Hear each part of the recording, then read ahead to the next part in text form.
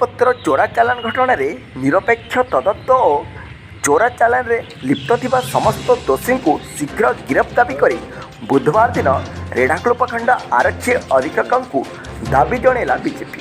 ସୂଚନାଯୋଗ୍ୟ ଯେ ଜୁଲାଇ 9 ତାରିଖରେ କେନ୍ଦୁପତ୍ର ଚୋରା ଚାଲାଣ ଓ ଗାଡ଼ି ଚୋରି ଅଭିଯୋଗରେ ଜୁଜୁମରା ପୁଲିସ କେସ୍ ନମ୍ବର 88/2021ରେ ଏକ ମାମଲା ରୁଜୁ କରି ତଦନ୍ତ କରି ପୁଲିସ ଗାଡ଼ି ଓ କେନ୍ଦୁପତ୍ର ଜବତ କରି 2 ଜଣଙ୍କୁ ଗିରଫ କରି କୋର୍ଟ ଚାଲାଣ କରିଛି।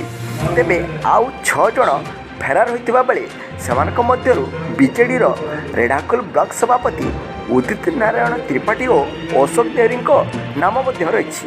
ତେବେ ଫେରାର ଥିବା 6 ଅଭିଯୁକ୍ତଙ୍କୁ ଶୀଘ୍ର ଗିରଫ କରିବା ପାଇଁ ଆଜି ବିଜେପିର ରାଜ୍ୟ କାର୍ଯ୍ୟକାରିଣୀ ସଦସ୍ୟ ଦେବେନ୍ଦ୍ର ମହାପାତ୍ରଙ୍କ ନେତୃତ୍ୱରେ ଏକ ପ୍ରତିନିଧି ଦଳ ରେଢ଼ାଖୋଲ ଏସ୍ଡିପିଓ ଜ୍ୟୋତ୍ସ୍ନାମୟୀ ପ୍ରଧାନଙ୍କୁ ଭେଟି ଦାବି ଜଣାଇଛନ୍ତି।